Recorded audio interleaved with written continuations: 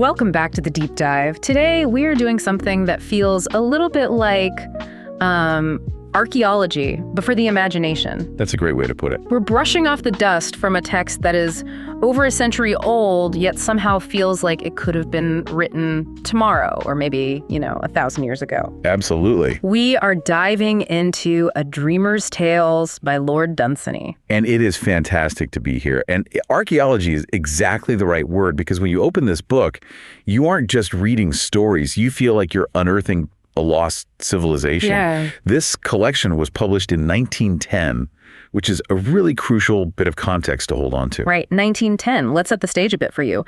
The world is on the brink of just massive change. Industrialization is roaring. World War I hasn't happened yet, but you can feel the tension in the air. It's all there, bubbling under the surface. And here comes Lord Dunsany, an Irish aristocrat, writing about what exactly? It's not elves, it's not dwarves, it's not the fantasy we know today. No, and that's why this deep dive is so special. This is the bedrock. This is the soil that, Tolkien and Lovecraft and Ursula K. Le Guin grew out of. The foundation. Exactly. But because it's so early, it doesn't follow any rules. Dunsany isn't trying to sell you a franchise or a magic system. He's interested in the mood of the impossible. It'll be rude, yes. He's writing about dream worlds, manufactured gods, the souls of cities, and I mean that literally, cities that have personalities and can go mad, and this overwhelming, crushing sense of the inevitable decay of civilization. It's heavy stuff. And I have to say, reading through the sources, I was just floored by the language. It's so melodic, it feels almost biblical in its rhythm, but the content is pure, uncut fairy tale.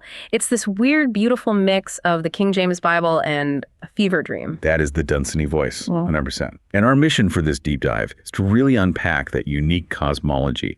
We're going to explore his philosophy on time, which is basically the main villain in almost all of his stories. It really is, isn't it? Oh, yeah. And his view of nature versus the city, and this recurring, just heartbreaking theme of unobtainable desires. Okay, let's unpack this. Because the first thing that really grabbed me, and I think it grabs everyone who reads Dunsany, is this tension he creates between the known world and the unknown. Mm-hmm. He has this way of making you feel like the world you live in is, frankly, a little bit boring and small, and just over that hill is something that will probably kill you, but is undeniably beautiful while it does it. That is the signature Dunsany move. Yeah. That's the hook. He calls it the lure of the unknown. Mm. And there is no better place to start than with the story Poltarni's Beholder of Ocean. I absolutely love this story. It feels like a perfect fable. So let's set the scene for you. We're in a place called the Inner Lands. You have 3 kingdoms, Toldes, Mondath, and Arism. And these places are described as basically perfect. They are idyllic. I mean, the air is sweet, the people are happy, there is no war. It's a utopia. But, and it's a huge but, it has a fatal flaw. They're landlocked. Completely. They're utterly cut off from the sea. And there's this massive mountain range to the west, and the highest peak is called Poltarni's. And the legend, the rumor that keeps everyone up at night is that beyond Poltarni's lies the ocean. But here's the kicker. Yes. No one who climbs the mountain to look at it ever comes back. Not a single person. And this creates a cultural obsession. It's the ultimate forbidden fruit dynamic. The young men of these peaceful, happy kingdoms are constantly sneaking away from their lives to climb this mountain. They disappear. And the kings are terrified because they're losing their entire next generation to a view they haven't even seen. It's like an addiction to the unknown. The kings are just desperate. They want to break the spell. So they come up with a plan that is, frankly, quite cynical. It is. It's manipulative. They pick a young man named Athelvok, and they decide to bribe him. But it's not just any bribe. It's the ultimate bribe. They offer him the Princess Hilnaric. And Dunsany doesn't mince words. He says she is the most beautiful woman in the world. She represents the absolute pinnacle of human desire, comfort, and status. Everything you could possibly want in the known world. The deal is simple. Athelvok, we will give you the princess and wealth and happiness for the rest of your life. All you have to do is climb the mountain, look at the sea, and then come back and tell us what's there. They want to demystify it. They want to strip it of its power. They think if someone comes back and just says, hey guys, it's just a lot of salty water, the obsession will end. They want to turn the myth into data. Exactly. That's a perfect way to put it. So Athelvok agrees. I mean, who wouldn't? He's in love with the princess. He starts the climb. And this is where the writing just shifts. It stops being a political story about kings and princesses, and it starts being a spiritual one. Mm-hmm. As he climbs, the familiar world just fades away. The description here is so vital. He hears the village bells, the sheep, the voices of his friends, and then they just fade. He enters the silence of the high altitude. He is literally leaving the human world behind. And he reaches the summit right at sunset. And he sees it.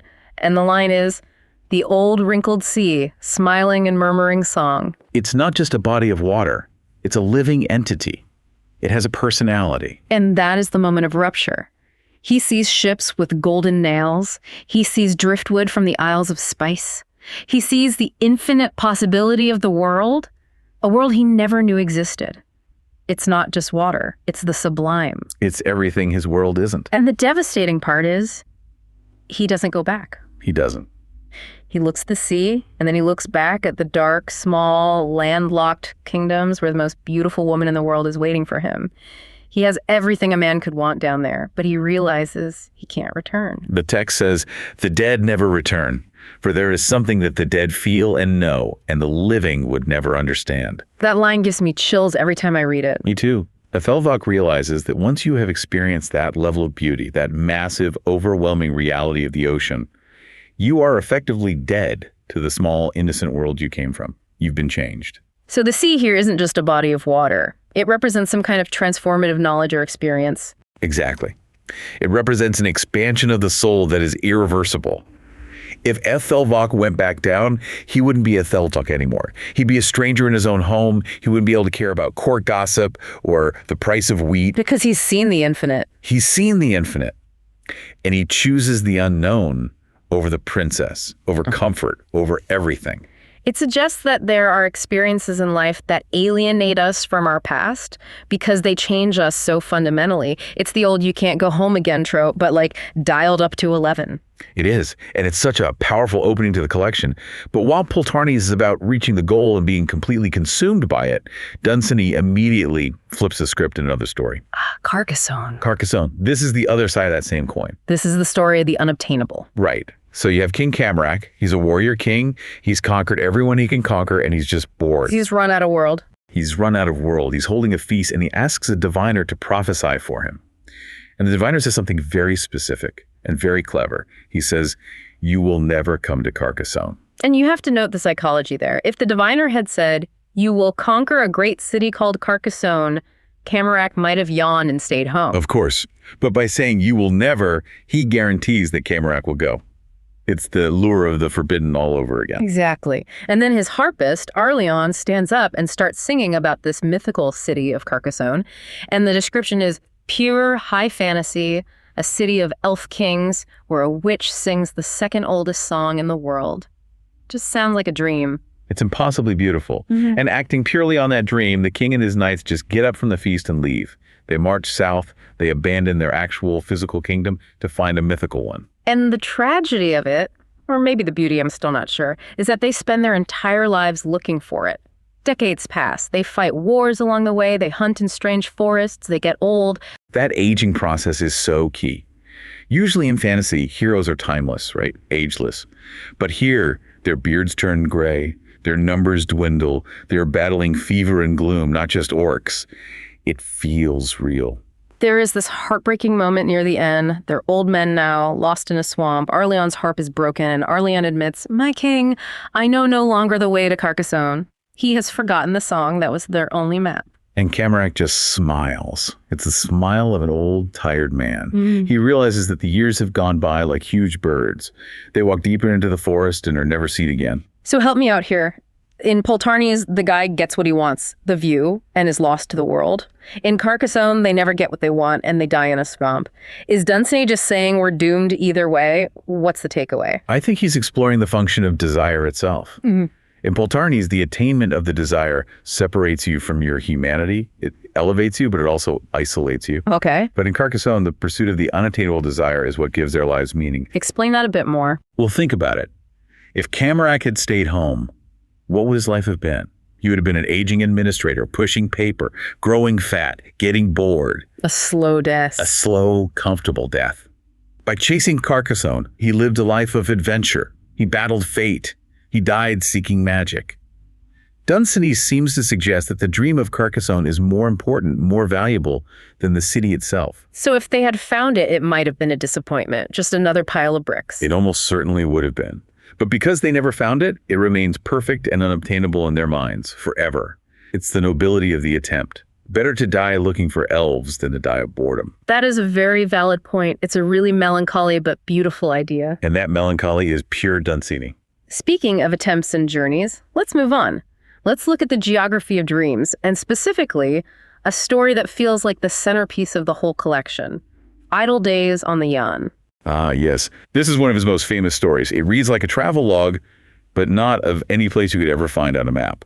The narrator books passage on a ship called the Bird of the River to sail down the River Yann. I just love the little details in this one. The theology of the ship alone is hilarious and brilliant. You have sailors from all these different fictional regions, right? And they have a very pragmatic rule about prayer. Yes, they all pray at the exact same moment. And why is that?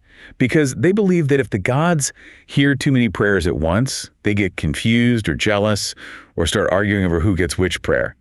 But if everyone shouts their prayer at the exact same second, the gods can't distinguish who's worshiping whom, and nobody gets smote. It's theological noise canceling. It's so clever. And the captain is great too. He worships little lesser gods that bless his specific city, Belzoned. He's not bothering with the big cosmic deities. He just wants the local spirits on his side to help with trade and keep the barnacles off the hull. It creates a very grounded, realistic feel to this completely fantastical world. These feel like real sailors with real superstition. They do. And as they go down this dream river, they pass these incredible cities. And each one seems to have a specific, strange relationship with reality. Right. Take the first city, Mandaroon. The narrator wants to stop and, ask the locals what they're doing. But the ship's guard stops him. He says, don't wake them. Because the entire population of Mandaroon is asleep. They are perpetually asleep to keep their gods from dying. Yeah. The belief in Mandaroon is that their gods only exist because the people dream them into being. And the text says, when the gods die, men may dream no more. That is such a fragile, terrifying existence. Their entire reality is sustained only by their collective dreaming. It feels like a metaphor for fantasy itself. It really does. If we stop suspending our disbelief, the magic dies. Exactly. Mandaroon is the place where the dream is most vulnerable. Yeah. Then you have the next city, Ostahan. The people there have fettered time. They use ancient rituals to stop things from decaying. Which is the ultimate human fantasy, isn't it? To stop the clock, to make things last forever. But Dunsany describes it as stagnant and sterile. They're just repeating ancient ceremonies over and over. It's preservation, but at the cost of life and change. A city in amber. A perfect description. And then, the big one, Perdonderus. This is a massive, bustling commercial city. The captain is selling carpets there. It feels almost normal, like a fantasy version of London or New York. It's familiar. It feels safe. Until the narrator sees the city gate. The Ivory Gate. It is carved from a single enormous piece of ivory. And the narrator has this sudden, horrifying realization, a moment of clarity that's just pure terror. If the gate is one solid tusk. How big was the beast it came from? That moment is pure cosmic horror. It's a Lovecraftian realization before Lovecraft was even really writing. The implication of a monster of that scale existing somewhere in the world is just too much. He runs back to the ship and they flee immediately. It's the intrusion of the monstrous into the civilized. Perdonderus feels safe and wealthy and modern, but it's built on the remains of something ancient and unfathomable. It suggests that all our civilization is just a thin veneer over a much wilder, more terrifying reality. And the river journey ends at the gate of the Yann, where the river finally flows out into the sea, and they part ways. It feels, for all the world, like waking up from a dream. Precisely. The river is the drift of the imagination. The sea is the waking world, or perhaps the great oblivion. But I love that the narrator and the captain share a drink at the end.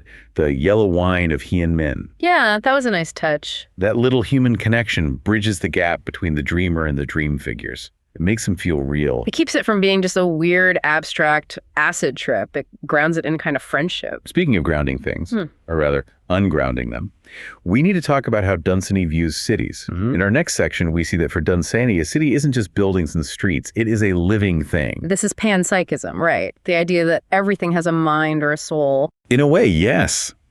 But Dunsany takes it so literally. He treats cities as if they were biological entities, and you see that most clearly in the story, The Madness of Andalsproutes. This story was incredibly sad. The narrator goes to the city, Andelsproots, and it feels dead. Just bricks and mortar. There's no vibe, as we'd say today. Soul. And a local explains that the city went mad. It went mad from grief and trauma. It was conquered and separated from its mother city, Akla. And like a biological creature, the trauma was too much for its mind. The soul of the city literally stood up, decked itself in phantasms of its old cathedrals, and wandered off into the mountains to rave. And the image of the narrator seeing the soul of the city sitting on a mountain, just muttering to itself about ancient wars, it is so chilling. But then the souls of other dead cities, Troy, Babylon, Nineveh, come to comfort it. It's this beautiful, melancholy brotherhood of ruined places. Dunsany is saying that cities have a life cycle. They are born, they suffer trauma, they go mad, they die. We think of them as permanent stone structures, but in deep time, they're just as fragile as we are. And he does this with small objects, too, in the story Blagdaros, which is just, wow, you have a cork, a match, a kettle, and a piece of rope talking on a waste pile. It's like Toy Story, but written by a nihilist poet. It is extremely bleak. Bleak story. The cork remembers guarding wine in an Andalusian cellar for 20 years.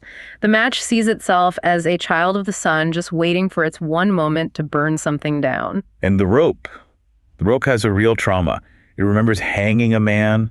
It talks about how the man's soul screamed at it to break, but the rope held on because it was made in a place of doom. It felt a grim duty to its terrible job. It is so twisted. But then you have Lagaros, the old wooden rocking horse. He's the hero of the heap. He remembers being Alexander the Great's horse, Bucephalus. He remembers being a dragon slayer's steed. He had a soul because the boy who rode him gave him a soul through imagination. And that is the absolute key. The boy grew larger in his body and smaller in his soul, which is just a biting critique of growing up, and he discarded the horse. But the story ends with two new children finding the horse and playing with it. And Blagdaros exults, I am Blagdaros yet. It's the power of the dreamer again. The object is just dead trash until imagination reanimates it and gives it meaning. So reality is what we project onto it. Exactly, which leads us perfectly to The Beggars. This one is set in modern London, in Piccadilly. This one felt the most modern, for sure. You have these beggars who are looking at the ugly, smoky, industrial city of London, but they don't see it as ugly at all. They bless the lampposts. They do.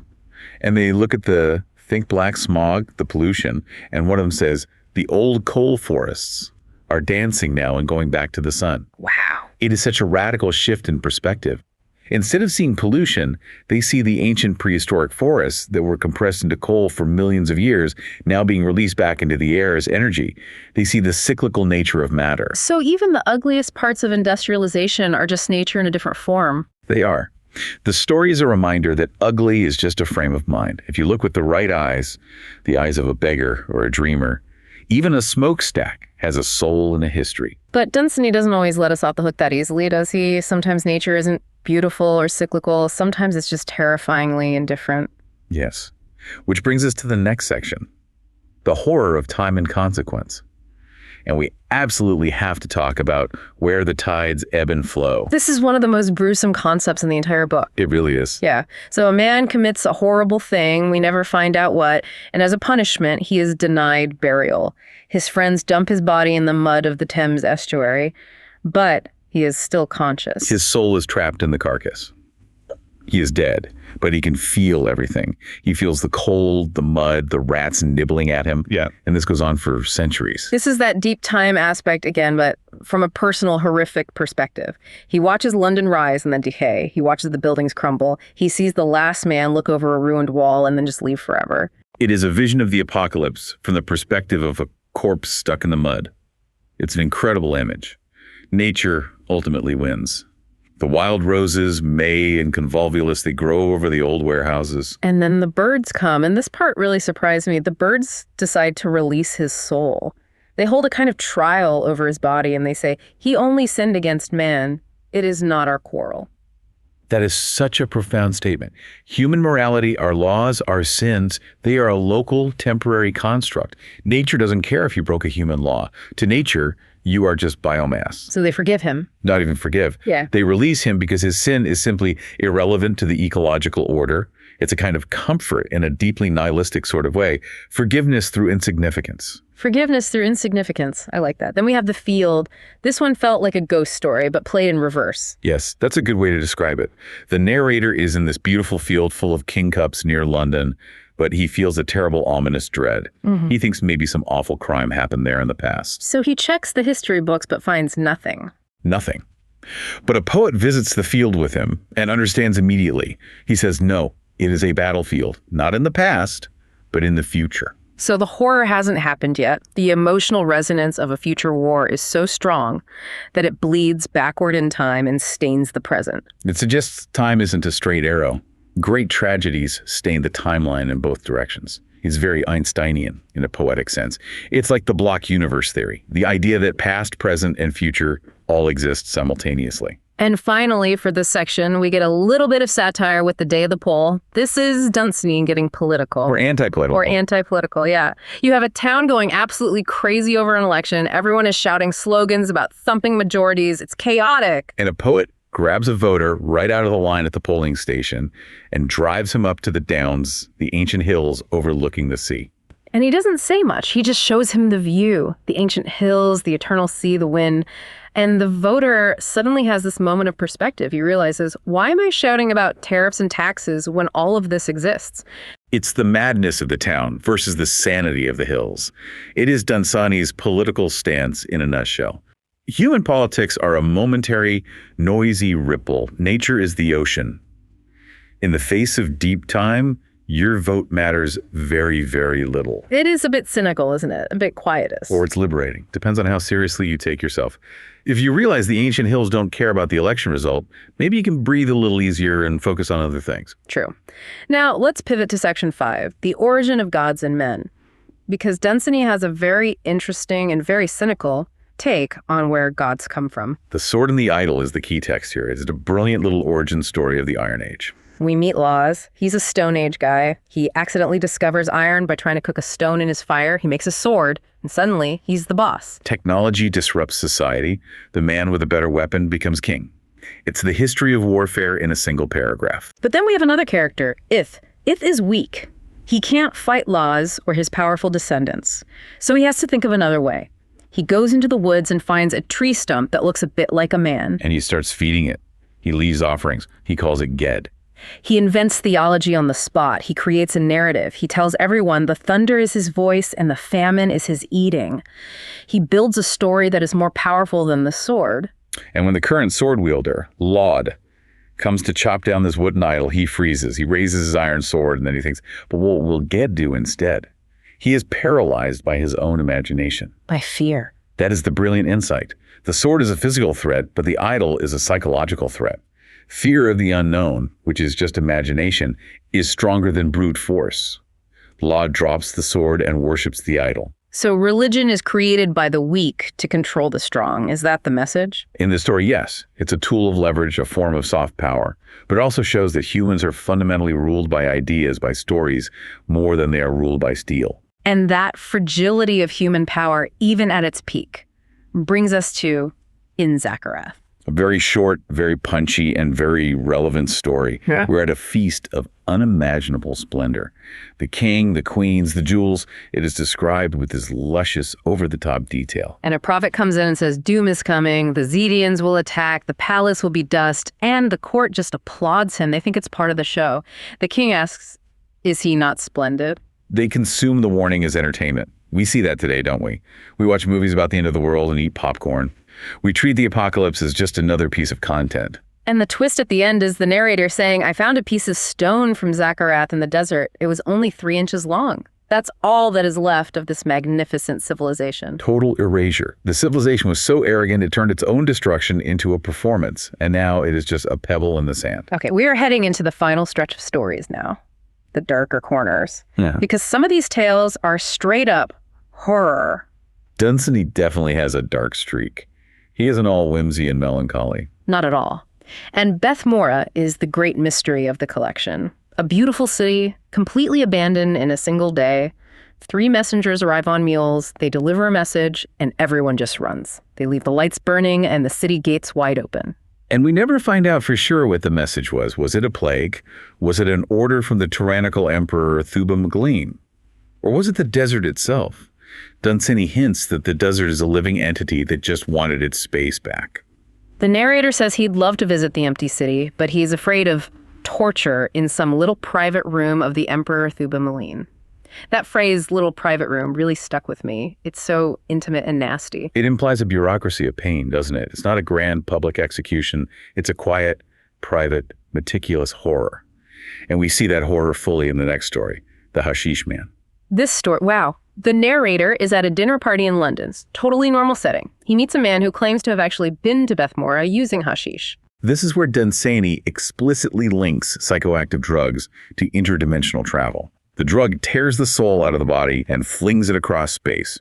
It's very 1960s, but he's writing this in 1910. It's way ahead of its time, and the Hashish Man confirms that Thubba-Glin caused the evacuation. And he describes visiting Thubba-Glin's palace in his spiritual form. The emperor is a small, pale, heinous man who titters. He giggles while he tortures a sailor. It is the banality of evil. The emperor isn't a roaring giant or a demon king. He's a giggling, pale little sadist. That's so much more chilling. And the horror of the story is the narrator's spirit getting swept away against his will by the spirits of the other torturers. It's this visceral, terrifying flight over mountains of madness. A phrase Lovecraft would later borrow for his own mythos. Correctly. Yes. It is definitely the scariest story in the collection. But poor old Bill gives it a run for its money in the gruesome department. Poor Old Bill is a sea yarn that goes to a very, very dark place. It's about a cursed captain. This captain has somehow learned to curse his crew's souls to specific places. Like, I curse your soul to the top of the mast, and the guy's soul is stuck up there freezing in the wind while his body is safe and warm on the deck. It's a horrible power. So the crew mutinies. They maroon the captain on an island and sail away. But the twist is, as long as the captain is alive, his curse holds, and the ship can't make port. The wind always blows them back out to sea. So they just drift for a whole year, and they run out of food. And they start drawing lots. Cannibalism. They eat each other one by one until it's just two guys left, Bill and Jakes, and Bill kills Jakes. And finally, after all that, the captain dies of old age on his island. The curse breaks, and Bill makes it to shore. But the narrator realizes at the end that the old sailor telling him this story is Bill, and Bill doesn't seem to die. He ate the whole crew. He's like a ghoul now. He's absorbed their life force or something. He is a survivor, but at what cost? He's lost his humanity. It is a grim look at the will to live. It asks the question, what are you willing to do to survive? And if the answer is eat my friends, are you really living anymore? So we have been through dream rivers, mad cities, iron swords, and cannibal sailors. Let's try to synthesize this. When you boil it all down, what does this all mean? I think there are three main takeaways from a dreamer's tales that are worth holding on to. Okay, hit me. First, the power of naming. Dunsany's specific melodic naming convention, Sardathrion, Poltarni's, Jan, Thubba-Glin, it creates a sense of reality out of thin air. He shows us that language is a form of magic. If you name a thing well enough, it exists in the imagination. I agree. You say Poltarni's, beholder of ocean, and you can instantly see it in your mind's eye. Second, cyclical history. Civilizations rise, they get arrogant like Zakharath, and they inevitably fall back to sand and nature. Time is the ultimate conqueror. Nothing human lasts. Which is humbling. It takes the ego out of our modern achievements, doesn't it? It does. And third, and I think this is the most important, the role of the dreamer. In Dunsany's world, the dreamer isn't someone who is escaping reality. They are an explorer of a different reality, a more dangerous, more potent, and maybe more true reality.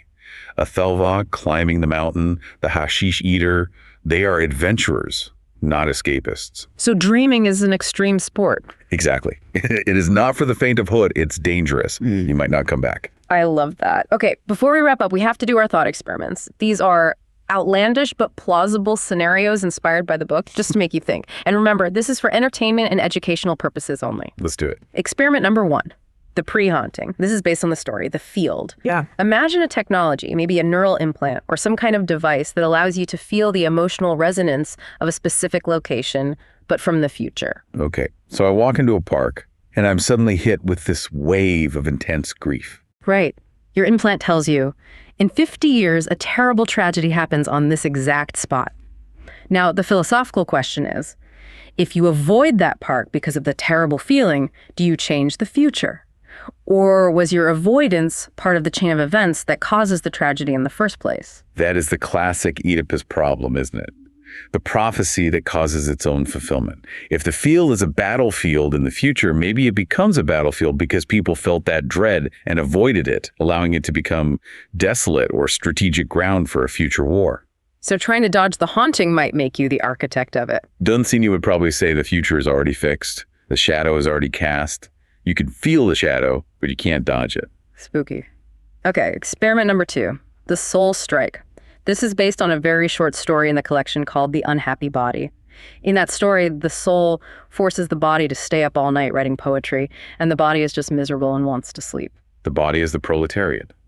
The soul is the bourgeois taskmaster, the artist.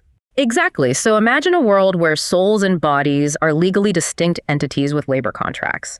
Your soul wants to stay up all night inventing a new app or writing the great novel. Your body just wants to sleep and eat. Can the body sue the soul for abuse and overwork? That is fascinating. Okay. Because we talk about mind over matter as a virtue, but Dunsany frames it here as a kind of tyranny.